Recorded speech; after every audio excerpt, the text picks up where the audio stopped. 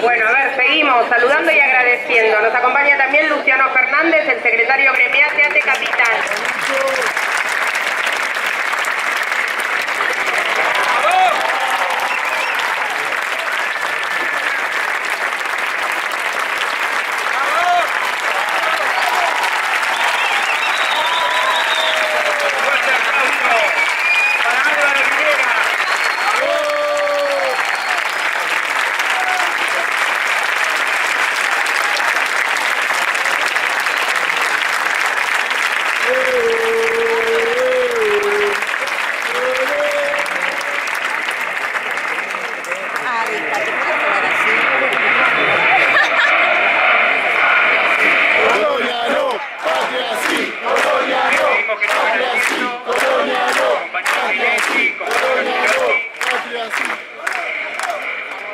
Y también el compañero Emil Sader.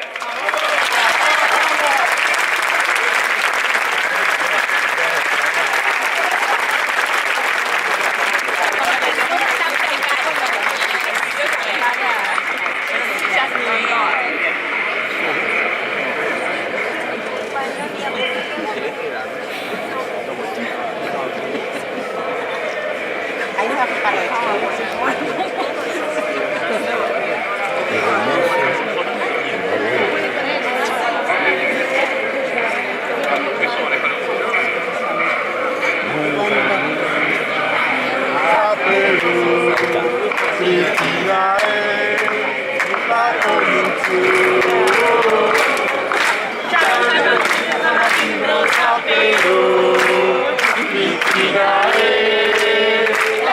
Pedimos que tomen asiento, se acerquen, ahí que se sienten. Bueno, antes de que hable, vamos a hacer un par de cositas que le queremos contar. Vamos a presentar un poquitito la fundación, compañero Emiliano Vízaro.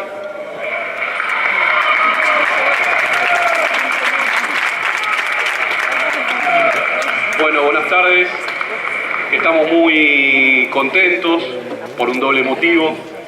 Por la mesa que hoy tenemos acá, que nos honra. Es un orgullo poder contar con estos compañeros que nos van a dirigir la palabra.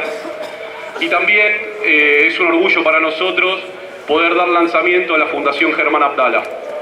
La Fundación Germán Abdala es una iniciativa que parte centralmente de dos gremios, de ATE, de UTE, la Asociación Trabajadores del Estado de Capital Federal, la Unión de Trabajadores de la Educación en la Capital Federal. Y para nosotros es un momento muy importante. La Fundación es un espacio que pretende promover el pensamiento, la discusión política, la reflexión. Entendemos que es una instancia que es necesaria ahora más que nunca. Si bien ingresamos en un momento de resistencia, para nosotros la resistencia es un momento fecundo para poder pensar, importante para poder pensar, necesario para poder pensar, y qué mejor que iniciarla con esta mesa. Este es el principio de una serie de actividades que nos planteamos. Va a ser muy difícil poder igualarla en jerarquía. Desde ya le agradecemos a todos la deferencia de poder estar acá. Le pedimos disculpas a la gente que no pudo ingresar. La verdad que nos desbordó la convocatoria. Pero bueno, estamos acá lanzando la Fundación Germán Abdala, iniciando este proceso de discusión, pretendiendo aportar a la reflexión del campo popular, y con mucho orgullo queremos darle la bienvenida a todos ustedes. Muy bien, no hay mucho más para agregar y decir que queremos también darle un fuerte aplauso a todos los compañeros que se cargaron al hombro la organización de este evento, a cada uno de esos compañeros. La verdad que para nosotros esta fundación va a ser una herramienta para discutir la política, no solamente en la ciudad de Buenos Aires, sino también en nuestro país. Va a ser una herramienta para que todos los compañeros del campo popular y los trabajadores, por sobre todas las cosas, puedan también tener una voz, tener un lugar. Así que nosotros estamos muy contentos y estamos muy agradecidos de estar acá, y esta fundación también va a ser una herramienta para que podamos volver.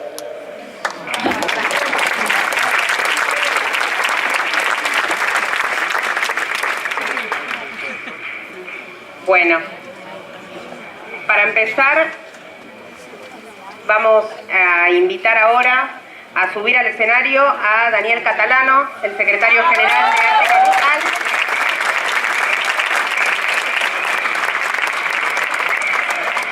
A Eduardo. Bueno, para continuar voy a invitar al compañero Carlos Girotti para presentar a este panel de lujo que va a disertar bajo el lema Restauración Conservadora y Nuevas Resistencias en Latinoamérica. Vamos a hacer también una entrega de distinciones a los compañeros que nos acompañen en el panel. Carlos. No es mucho lo que yo pueda decir teniendo a estos tres compañeros delante de todos nosotros. Ciertamente hay algo para subrayar y no quiero dejar de hacerlo tampoco. Y es el hecho de que la constitución de esta fundación, anclada en las luchas de los trabajadores, reconoce la necesidad de encontrar un punto de reflexión colectivo, de constituir un marco de ideas que nos permitan repensar la práctica política y al mismo tiempo generar con esta nueva práctica política toda la fortaleza que necesita la nueva resistencia en esta etapa que nos toca vivir. Por eso nos pareció importante explicitar que tampoco queremos dejar que conceptos como los de ciudadanía y república queden en manos de la derecha. Y por eso hemos convocado a Eduardo Rinesi para que nos subraye la importancia de estos conceptos.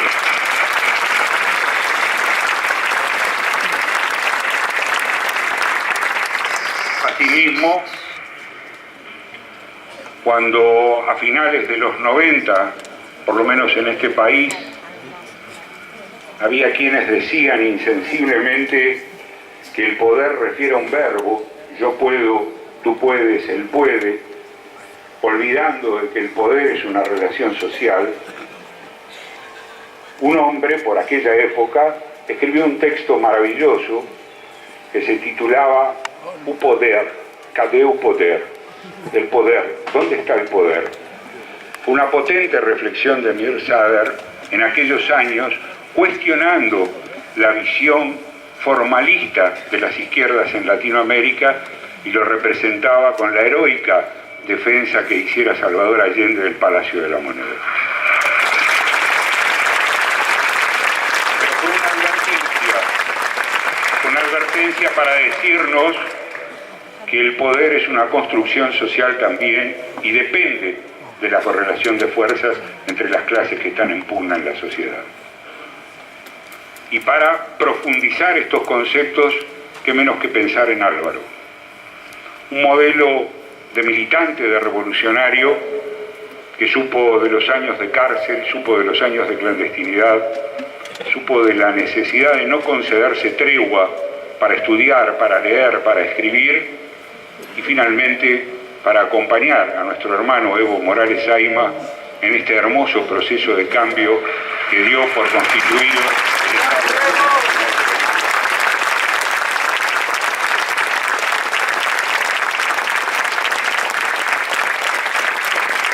Los hemos convocado entonces no para que sean indulgentes con nosotros, para que nos ayuden a ubicar estos anclajes que necesitamos y para que de conjunto, en una visión tan argentina como latinoamericana, podamos pensar en qué consisten las nuevas resistencias frente a la ofensiva neoconservadora, frente a la ofensiva restauradora.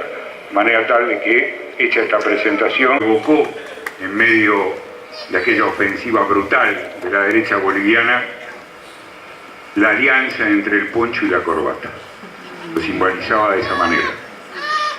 Y yo, antes de darle la palabra a Álvaro, quiero agradecer y decir públicamente que esta sala está repleta de la gente que vive de su trabajo y no del trabajo ajeno.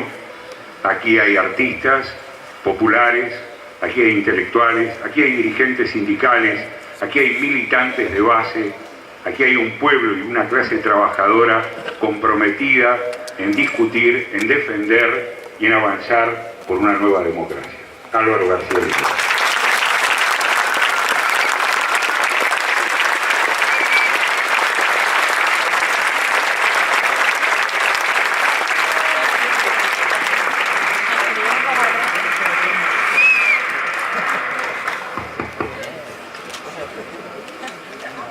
Muy buenas tardes a todos, muy buenas tardes a todas. Como buen populista voy a hablar de pie.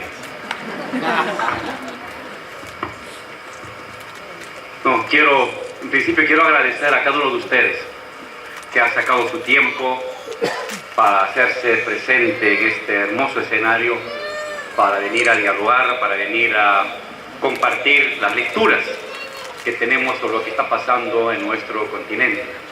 Agradecer infinitamente a los compañeros de la Facultad de Ciencias Sociales de la UBA, a los compañeros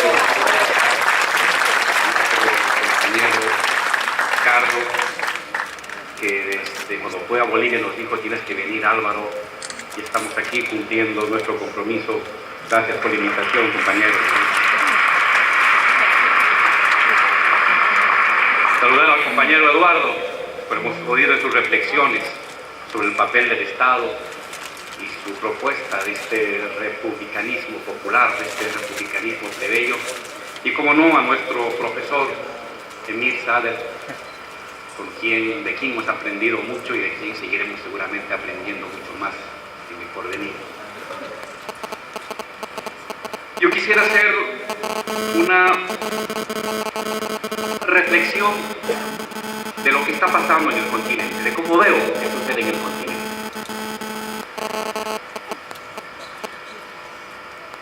No estamos en un buen momento, eso está claro. No estamos en un buen momento. Tampoco es un momento terrible, pero este es un momento de inflexión histórica. Algunos hablan de un retroceso, de un avance de los restauradores. Lo cierto es que en el último año, después de 10 años de intenso avance, de irradiación territorial de gobiernos progresistas y revolucionarios en el continente, este avance se ha detenido y en algunos casos ha retrocedido y en otros casos está en duda su continuidad. De manera fría, como lo tiene que hacer un revolucionario, tiene que hacer un análisis de plaza, decía Lenin, en terminología militar. Analizar las fuerzas, el escenario real, sin ocultar nada, porque dependiendo de la claridad del análisis que uno hace, es que sabrá encontrar las potencias, las fuerzas reales, prácticas del avance futuro. No cabe duda que hay una limitación o una contracción territorial de este avance de los gobiernos progresistas. Allá donde han triunfado las fuerzas conservadoras, hay un acelerado proceso de reconstitución de las viejas élites de los años 80, de los años 90, que nuevamente quieren asumir el control de la gestión estatal, el control de la gestión pública.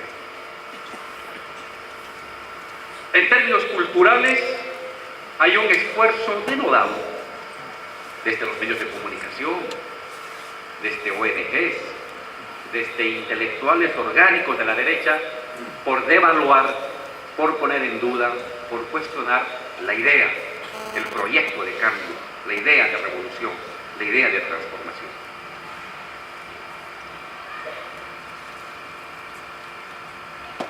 Todo esto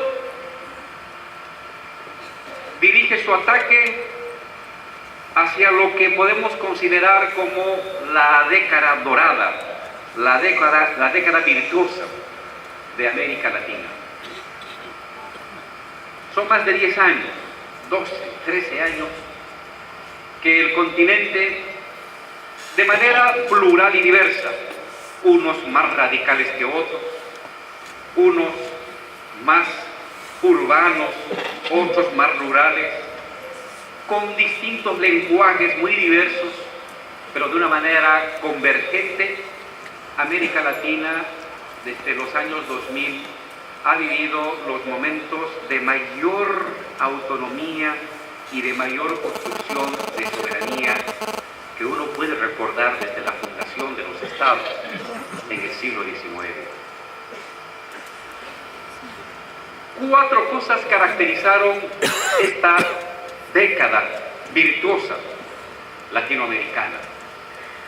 La primera, en lo político, un ascenso de clases sociales y fuerzas populares que asumen el control del poder de Estado, superando el viejo debate de principios de siglo, de que si se cambia, que si es posible cambiar el mundo sin tomar el poder.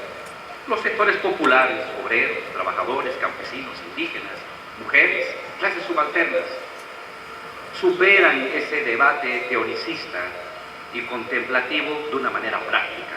Asumen las tareas de control del Estado. Se vuelven diputados, se vuelven asambleístas, se vuelven senadores, asumen gestión pública, se movilizan, hacen retroceder políticas neoliberales, toman gestión estatal, modifican políticas públicas, modifican presupuestos, y en 10 años asistimos a lo que podría denominarse una presencia de lo popular, de lo plebeyo, en sus diversas clases sociales en la gestión de Estado. Igualmente, en esta década asistimos a un fortalecimiento de la sociedad civil. Sindicatos, gremios, pobladores, vecinos, estudiantes, asociaciones comienzan a diversificarse y a proliferar por distintos lados. Se rompe la noche neoliberal de apatía, de simulación democrática, para recrear una potente sociedad civil que asume un conjunto de tareas en la construcción de los nuevos estados latinoamericanos. En lo social, en Brasil, en Venezuela, en Argentina, en Bolivia, en Ecuador, en Paraguay, en Uruguay, en Nicaragua, en El Salvador, vamos a asistir a una potente redistribución de la riqueza social. Frente a las políticas de ultraconcentración de la riqueza que había convertido el continente latinoamericano en uno de los continentes más injustos del mundo, desde los años 2000, a la cabeza de gobiernos progresistas y revolucionarios, asistimos a un poderoso proceso de redistribución de la riqueza. Esta redistribución de la riqueza va a llevar a una ampliación de las clases medias, no en el sentido sociológico o político del término, sino en el sentido de su capacidad de consumo. Se amplía la capacidad de consumo de los trabajadores, se amplía la capacidad de consumo de los campesinos, se amplía la capacidad de consumo de los indígenas, se amplía la capacidad de consumo de distintos sectores sociales subalternos. Igualmente, América Latina en esta década va a llevar adelante la limitación de las desigualdades sociales que no había podido lograrse en los últimos 100 años.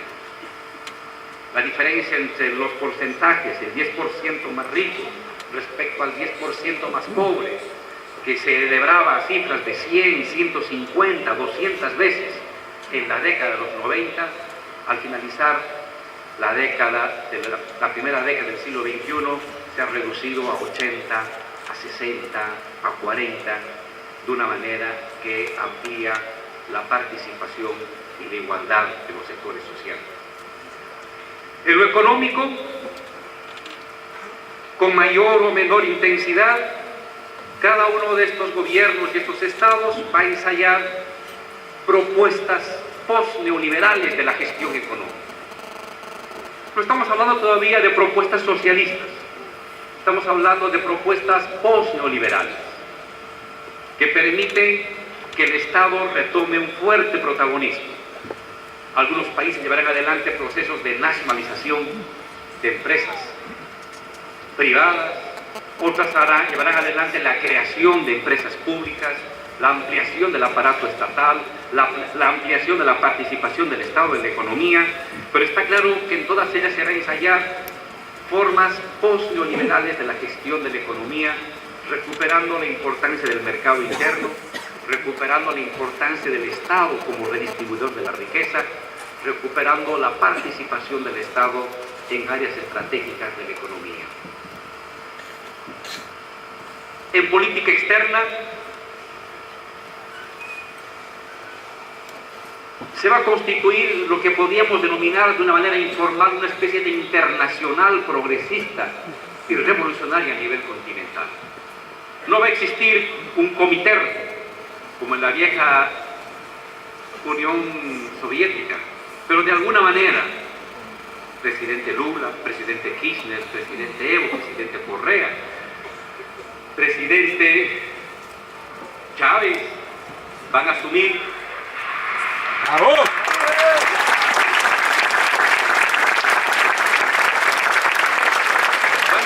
lo que podríamos denominar una especie de comité central, de un internacionalismo, de una internacional latinoamericana que va a permitir pasos gigantescos en la constitución de nuestra independencia.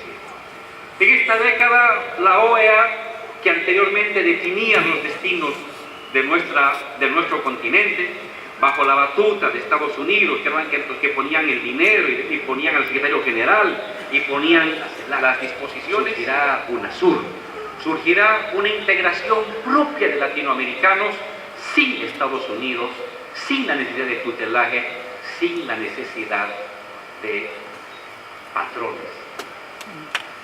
Igualmente, la solidaridad entre los gobiernos y entre los países para consolidar una política externa, una política interna se llevará adelante. Recordaba a nuestro compañero Girotti cuando él estuvo en Santa Cruz, cuando había un golpe de Estado en Bolivia.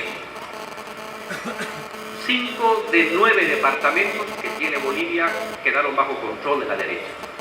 Presidente Evo, vicepresidente, no podíamos aterrizar en los aeropuertos de esos departamentos. No podíamos controlar a las autoridades de esos departamentos. No podíamos ir a hacer gestión de esos departamentos. El país estaba dividido. La derecha había asumido el control político, había dualizado el poder, amenazaba con un golpe de Estado, llevaba adelante un golpe de Estado, amenazaba con guerra civil.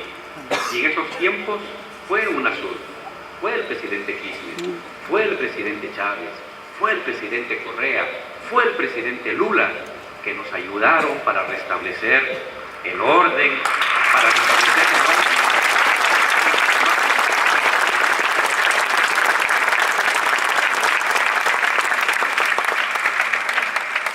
En conjunto, entonces, el continente en esta década virtuosa llevó adelante cambios políticos, la participación del pueblo en la construcción de un Estado de nuevo tipo, cambios sociales, redistribución de la riqueza, reducción de desigualdades, economía, participación activa del Estado en la economía, ampliación del mercado interno, creación de nuevas clases medias.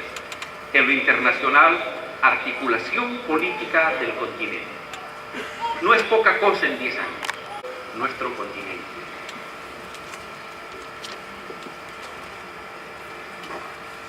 Sin embargo, y hay que asumir de frente el debate, en los últimos meses, este proceso de irradiación territorial y de expansión territorial de gobiernos progresistas y revolucionarios se ha estancado. Hay un regreso de sectores de la derecha en algunos países importantísimos y decisivos del continente. Hay la amenaza de retomar, de que la derecha retome el control en otros países. Y es importante que nos preguntemos por qué. ¿Qué ha sucedido para que hayamos llegado a esta situación? Evidentemente la derecha siempre va a intentar y va a buscar sabotear los procesos progresistas y revolucionarios. Es un tema de sobrevivencia política de ellos. Es un tema de control y de disputa del excedente económico. La derecha en el mundo entero y en el continente es derecha y se vuelve empresarial y se vuelve millonaria usufructuando y usurpando recursos públicos. Está claro que la derecha siempre va a buscar conspirar y ese es un dato de la realidad. Pero es importante que evaluemos qué cosas nosotros no hemos hecho bien, dónde hemos tenido límites, dónde hemos tenido tropiezos que han permitido o que quieren permitir que la derecha retome la iniciativa. Porque si nos damos cuenta de dónde está nuestra debilidad, está claro que podemos superar esa debilidad e impedir ese regreso de la derecha o retomar nuevamente la iniciativa para sustituir la derecha mediante nuevamente la movilización democrática del pueblo. Yo mencionaría 5 límites y 5 contradicciones que se han hecho presentes, que han aflorado en esta década virtuosa continental. No voy a nombrar por orden de importancia, sino simplemente por orden lógico. Una primera debilidad, una primera falencia que hemos tenido o que podemos tener es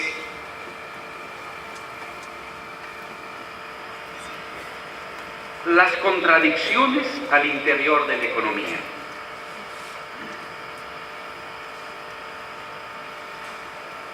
Es como si le hubiéramos dado poca importancia al tema económico al interior de los procesos revolucionarios. Y eso es un peligro, porque no se olviden que Lenin decía: la política es economía concentrada.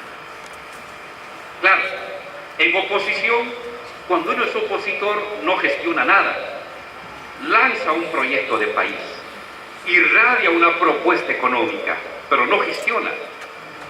Su convocatoria hacia el pueblo es en función de propuestas, de iniciativas, de sugerencias, pero no todavía en función de gestión. Y entonces, cuando uno es opositor, importa más la política, el discurso, la organización, las ideas, la movilización, acompañada con propuestas de economía más o menos atractivas, más o menos creíbles, más o menos articuladoras. Pero cuando uno es gestión de gobierno, cuando uno se vuelve Estado, la economía se vuelve lo decisivo. Y no siempre los gobiernos progresistas y los líderes revolucionarios han asumido la importancia decisiva de la economía cuando se está en gestión de gobierno. La base económica de cualquier proceso revolucionario es decisiva.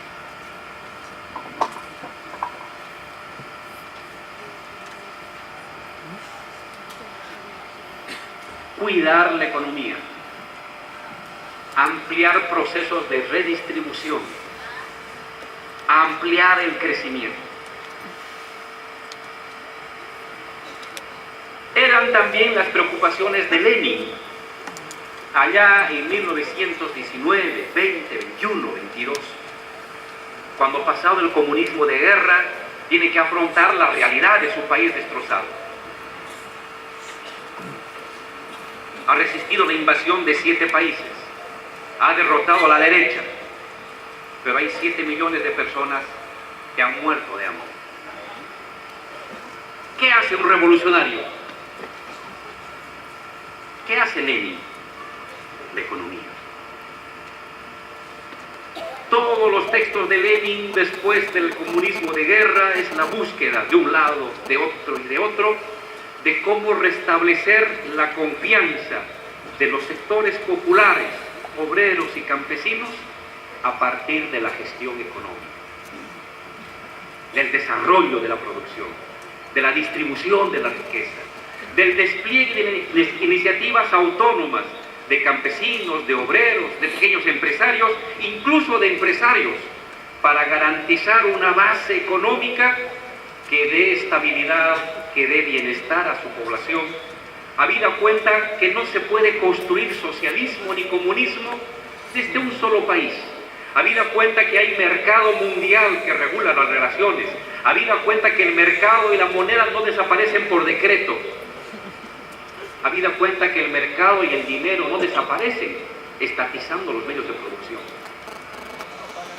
habida cuenta que la economía social, comunitaria, solamente podrá surgir en un contexto de avance continental y mundial como es el mercado, como es la moneda.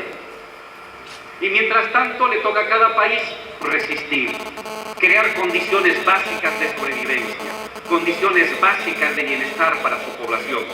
Pero eso sí, manteniendo el poder político en manos de los trabajadores. Se puede hacer cualquier cosa. Se puede dialogar con quien sea que permita ayudar al crecimiento económico, pero siempre garantizando el poder político en manos de los trabajadores y los revolucionarios. La economía es decisiva. En la economía nos jugamos nuestro destino como gobiernos progresistas y revolucionarios. Si no hay los satisfactores básicos, no cuenta luego el discurso. El discurso habrá de ser eficaz, el discurso habrá de crear expectativas y esperanzas colectivas sobre una base material de satisfacción mínima de condiciones necesarias.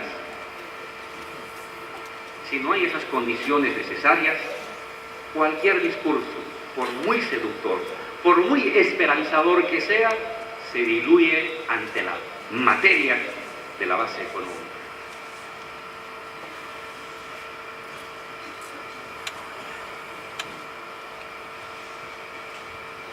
Una segunda debilidad en el tema económico.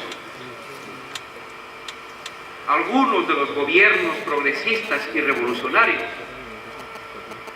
han adoptado medidas que han afectado al bloque social revolucionario, potenciando al bloque conservador. Ciertamente que un gobierno debe gobernar para todos, es la clave del Estado. El Estado es el monopolio de lo universal. Ahí radica su fuerza y su poderío, representar lo universal, sabiendo que lo universal es lo particular irradiado y articulado del resto de los sectores. Pero gobernar para todos no significa entregar los recursos o tomar decisiones que por satisfacer a todos debiliten tu base social que te dio vida, que te da sustento y que serán al fin y al cabo los únicos que saldrán a las calles cuando las cosas se ponen difíciles. ¡Bravo!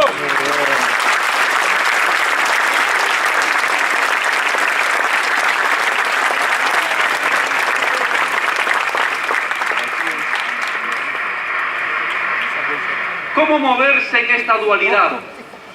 Gobernar para todos, tomar en cuenta para todos, pero en primer lugar, por siempre, como dice la Iglesia Católica de base, tomando una opción preferencial, prioritaria, por los trabajadores, por los campesinos, por los pobladores, por los humildes.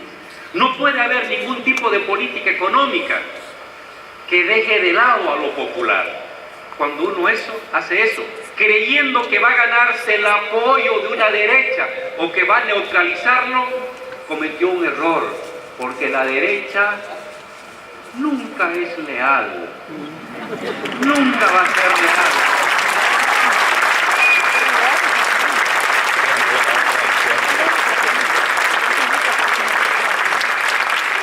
A los sectores empresariales los podemos neutralizar, pero nunca van a estar de nuestro lado. Y vamos a neutralizarlos siempre y cuando siempre vean que lo popular es fuerte y movilizado. El minuto que vean que lo popular es débil o que se golpea lo popular, los sectores empresariales no van a dudar un solo instante para levantar la mano y clavar un puñal a los gobiernos progresistas y revolucionarios.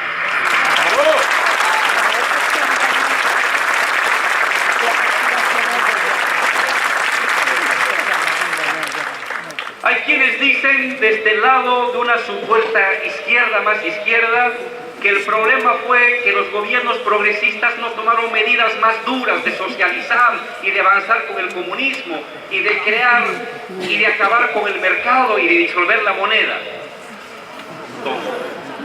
Como si el problema fuera un tema de voluntad o de decreto.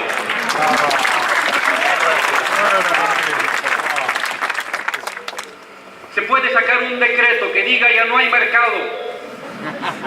Sin embargo, el mercado va a seguir. Podemos sacar un decreto que diga ya no hay compañías extranjeras. Sin embargo, las herramientas para los celulares o para las máquinas igual van a requerir el conocimiento planetario universal que nos envuelve a todos. Un país no puede volverse autárquico. Ninguna revolución ha aguantado ni va a sobrevivir en la autarquía y en el aislamiento. O la revolución es continental o mundial, o es caricatura de revolución.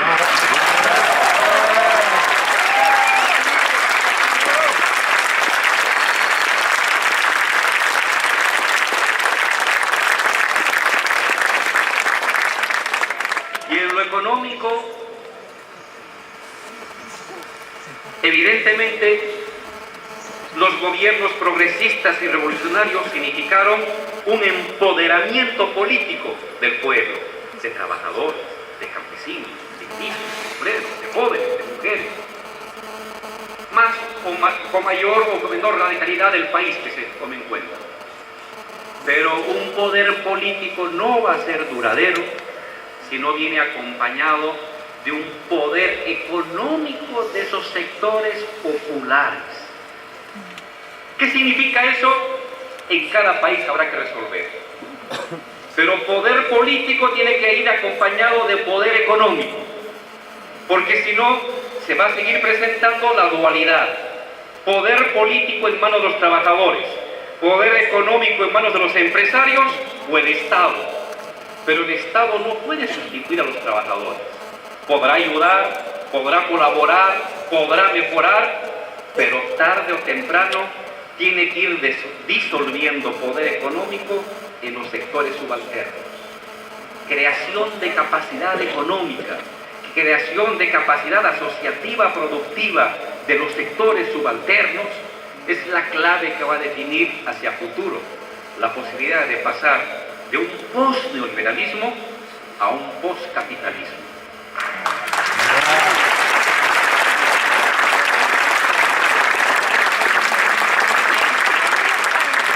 Un segundo problema que estamos enfrentando los gobiernos progresistas es la redistribución de la riqueza sin politización social.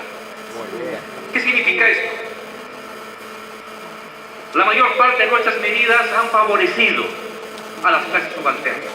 En el caso de Bolivia, el 20% de los bolivianos ha pasado a las clases medias en menos de 10 años. Hay una ampliación del sector medio, hay una ampliación de la capacidad de consumo de los trabajadores, hay una ampliación de derechos. Necesario, si no, no seríamos un gobierno progresista y revolucionario. Pero si esta ampliación de capacidad de consumo, si esta ampliación de la capacidad de justicia social no viene acompañada con politización social, no estamos ganando el sentido común. Habremos creado una nueva clase media por su capacidad de consumo, por su capacidad de satisfacción, pero portadora del viejo sentido común conservador.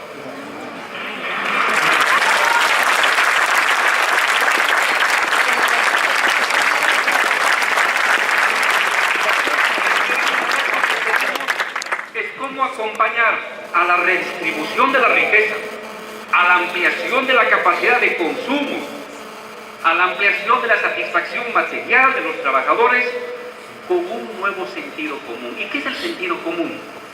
Los preceptos íntimos morales y lógicos con que la gente organiza su vida. ¿Cómo organizamos lo bueno de lo malo? En lo más íntimo, lo deseable de lo indeseable, lo positivo de lo negativo.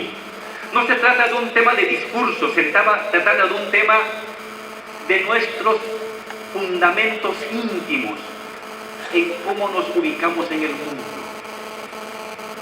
En este sentido, lo cultural, lo ideológico, lo espiritual se vuelve decisivo. No hay revolución verdadera, ni hay consolidación de un proceso revolucionario si no hay una profunda revolución cultural, una profunda...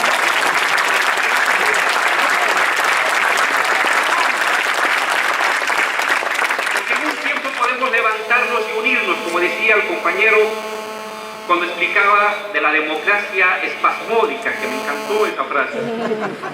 Está bien, en un momento de espasmo colectivo y de arrebato nos reunimos, deliberamos y tomamos decisiones, pero luego uno regresa a la casa, luego uno regresa al trabajo, luego uno regresa a la actividad cotidiana, luego uno regresa a la escuela, luego uno regresa a la universidad y vuelve a reproducir los viejos esquemas morales y los viejos esquemas lógicos de cómo organizar el mundo.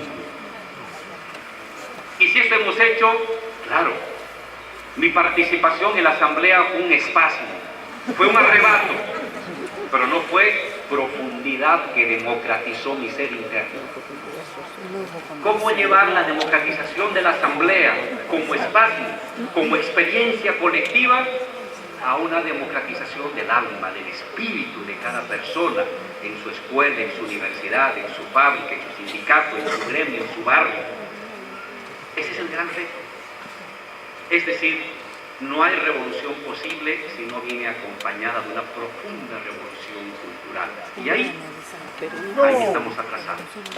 Ahí la derecha ha tomado la iniciativa a través de medios de comunicación, a través de control de universidades, a través de fundaciones, a través de editoriales, a través de redes sociales, a través de publicaciones, a través del conjunto de formas de constitución de sentido común contemporáneas. ¿Cómo reformar otra vez la iniciativa? Esta angustia la comentábamos con el presidente Evo cuando veíamos que muchos de nuestros hermanos que son dirigentes sindicales o que son líderes estudiantiles, como una especie de ascenso político-social, ven que llegar al Parlamento o convertirse en viceministro o ministro es la culminación de una carrera social. Tienen derecho, después de haber sido siglos marginados del poder político, el imaginarse que pueden ser autoridades del Estado es un hecho de justicia, pero muchas veces es más importante ser un dirigente de barrio, ser un dirigente de universidad, ser un comentarista de radio, ser un dirigente de base que ser autoridad. Porque ni en el trabajo cotidiano con la base, donde uno gesta la construcción de sentido común. Y cuando vemos camadas enteras,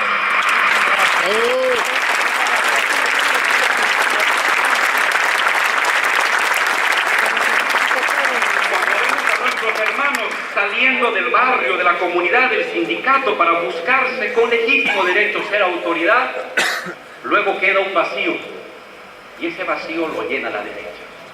Y luego tendremos entonces, en vez un buen ministro o un buen parlamentario, pero tendremos un mal sindicalista, un mal dirigente universitario, por lo general predispuesto a someterse a las intenciones de la derecha.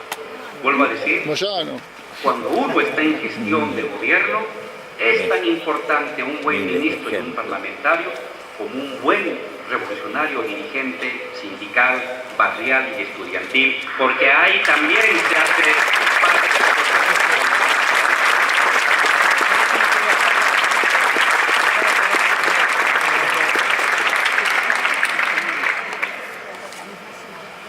Una tercera debilidad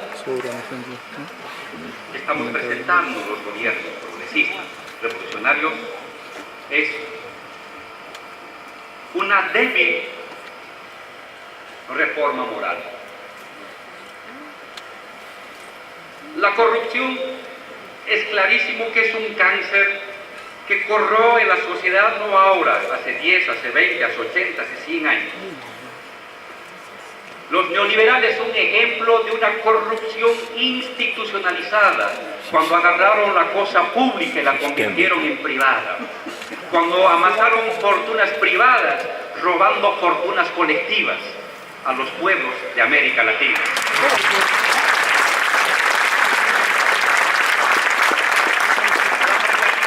Ha sido el ejemplo más escandaloso, más inmoral, más indecente, más obsceno de corrupción generalizada. Y eso hemos combatido. Pero no basta. No ha sido suficiente. Es importante que así como damos ejemplos de restituir la red pública, los recursos públicos, los bienes públicos, como recursos de todos, en lo personal, en lo individual, cada compañero, presidente, vicepresidente, ministros, parlamentarios, directores, subdirectores, gerentes, en nuestro comportamiento diario, en nuestra forma de ser personalmente, nunca abandonemos la humildad, la sencillez, la austeridad y la transparencia.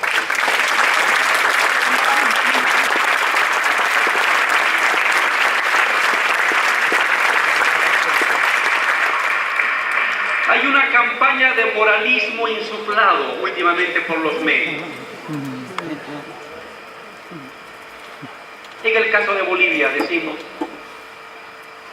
qué ministro, qué viceministro, qué diputado del pueblo tiene una compañía en Panama Papers. ¡Ninguno!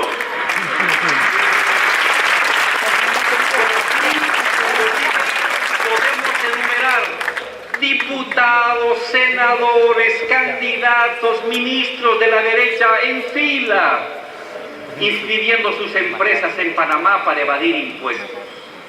Ellos son los corruptos, ellos son los sinvergüenzas, y nos acusan a nosotros de corruptos, sinvergüenzas que no tienen ninguna moral.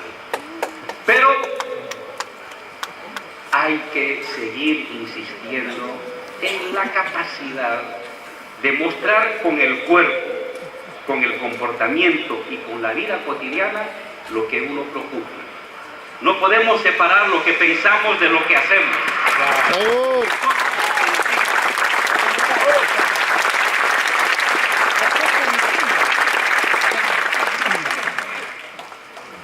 Un cuarto elemento que yo no diría debilidad, es un cuarto elemento que se presenta en la experiencia latinoamericana y que no la vivieron ni Rusia, ni Cuba, ni China, el tema de la continuidad del liderazgo en regímenes democráticos. Cuando triunfa una revolución armada, la cosa es fácil, porque la revolución armada logra finiquitar casi físicamente a los sectores conservadores. Pero en las revoluciones democráticas tienes que convivir con tu adversario. Lo has derrotado, lo has vencido discursivamente, lo has vencido electoralmente, lo has vencido políticamente, lo has vencido moralmente, pero ahí sigue tu adversario. Es parte de la democracia, es parte de las reglas democráticas. Y las constituciones tienen límites, 5, 10 años, 15 años para la elección de una autoridad. ¿Cómo se da continuidad al proceso revolucionario de liderazgo cuando tienes estos límites? Es un tema nuevo, que no se preocuparon otros revolucionarios porque lo resolvieron de principio el problema. Nosotros no. Forma parte de nuestra experiencia como nueva generación revolucionaria. ¿Cómo se resuelve el tema de la continuidad del liderazgo? Van a decir, lo que pasa que los populistas, los socialistas son caudillistas. Pero ¿qué revolución verdadera no personifica el espíritu de la época? Si todo dependiera de las instituciones, esa ya no es revolución. Ninguna revolución la hacen las instituciones. La hacen las personas.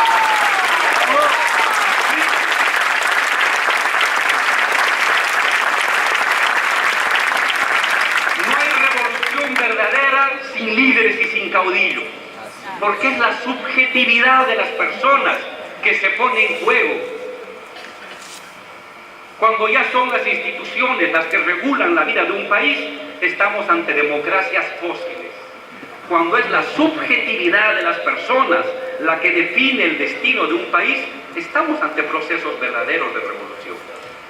Pero el tema es cómo damos continuidad al proceso teniendo en cuenta que hay límites constitucionales para un líder, que hay límites constitucionales para una persona.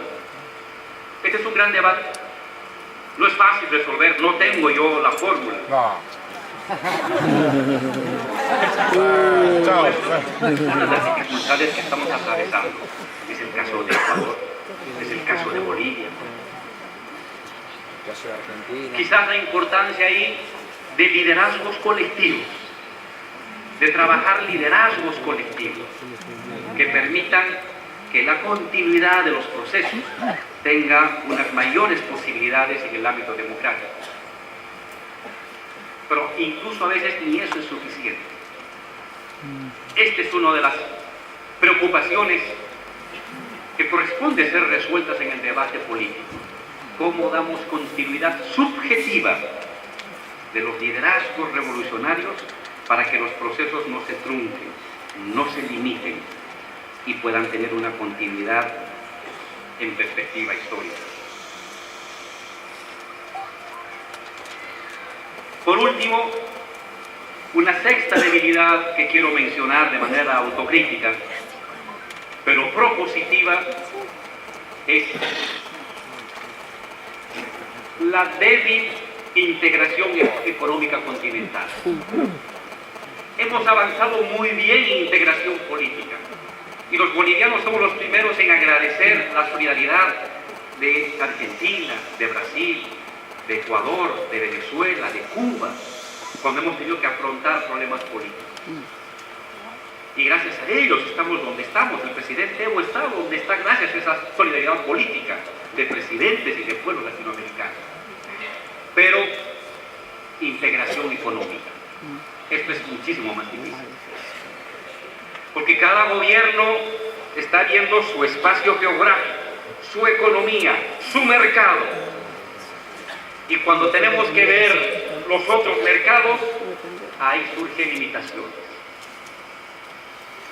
No es una cosa fácil la integración económica. No había sido fácil. Uno habla, pero cuando ya tienes que ver compra, balanza de pagos, inversiones, tecnología, las cosas se ralentizan. Este es el gran reto. Soy un convencido que América Latina solo va a poder convertirse en dueña de su destino en el siglo XXI si logra constituirse en una especie de Estado continental plurinacional que respete las estructuras nacionales de cada país.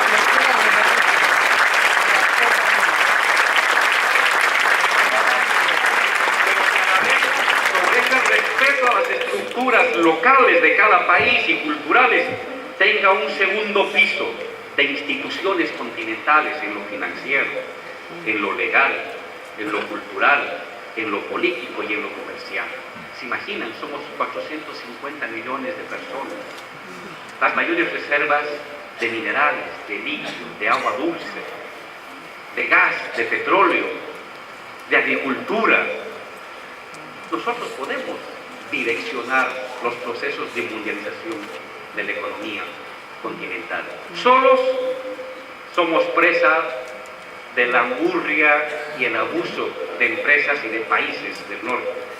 Unidos, América Latina, vamos a poder pisar fuerte en el siglo XXI y marcar el destino de nuestra...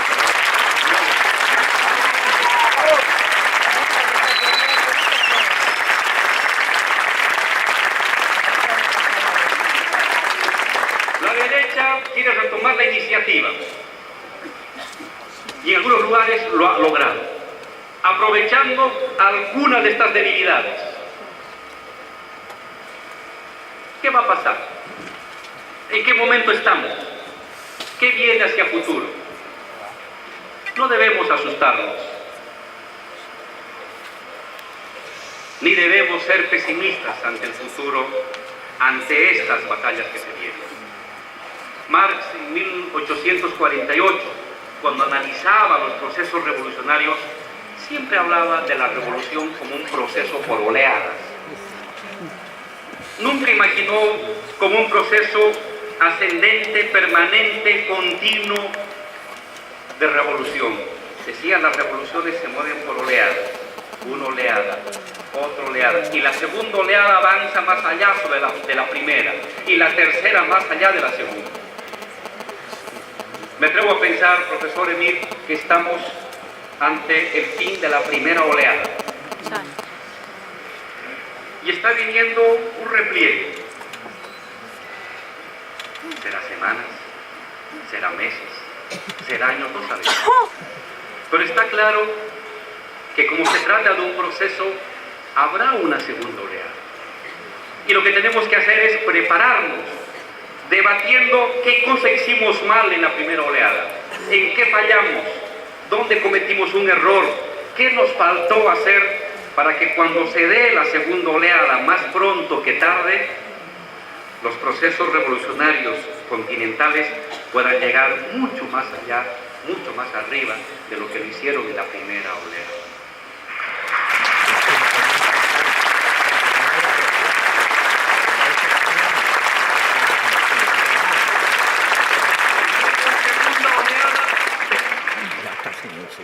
Podrá ir más arriba porque tendrá unos soportes, un punto de partida que no lo vamos a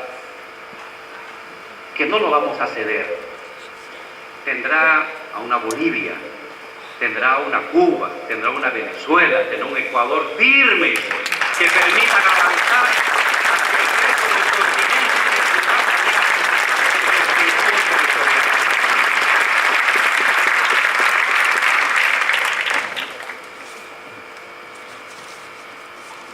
Tocan tiempos difíciles, pero para un revolucionario los tiempos difíciles es su aire. De eso vivimos, de los tiempos difíciles. De eso nos alimentamos, de los tiempos difíciles.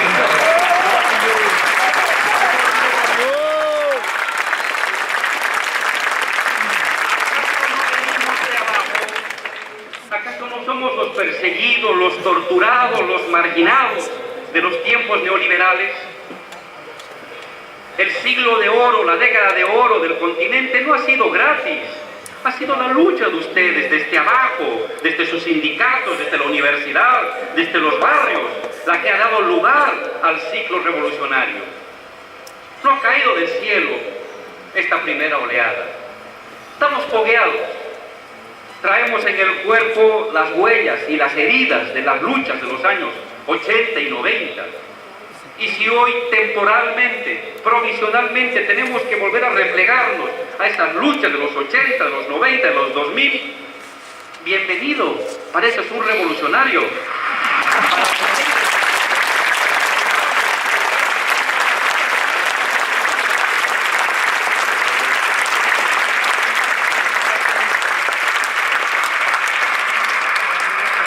Luchar, vencer, caerse, levantarse, vencer, caerse, levantarse, luchar, vencer, caerse, hasta que se acabe la vida. Ese es nuestro destino. Para eso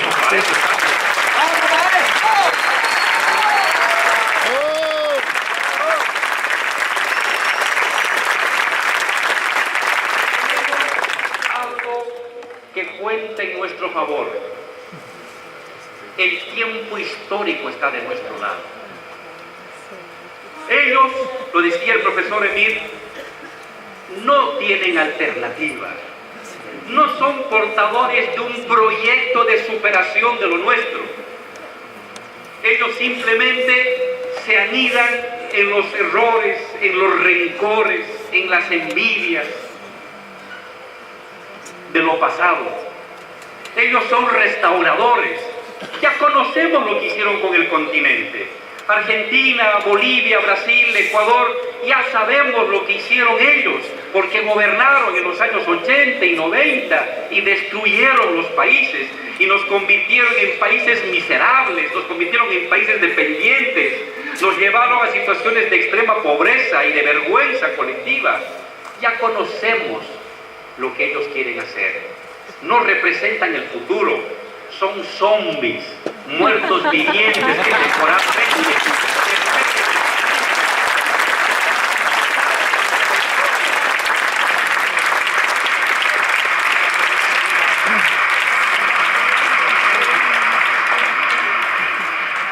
Nosotros somos el futuro. Sí somos el futuro. Somos la esperanza. Hemos hecho en 10 años lo que ni en 100 años anteriores se atrevieron a hacer ni dictadores ni neoliberales, porque nosotros hemos reconstruido la patria, la dignidad, la esperanza, la movilización y la sociedad civil. Entonces ellos tienen eso en contra. Son el pasado. Ellos son el pasado. Ellos son el retroceso. Nosotros estamos con el tiempo histórico. Pero hay que ser ahí muy cuidadoso.